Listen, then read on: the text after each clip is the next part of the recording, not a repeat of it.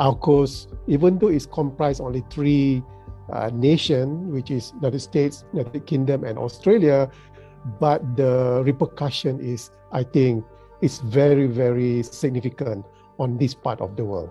I would say that this AUKUS will trigger an arms race situation. I would say that not much of the ASEAN nation, the 10 ASEAN nations, that will upgrade their defense capability, but other nations in the Indo-Pacific, India, and also North Korea already put out their statement. They are worried about that.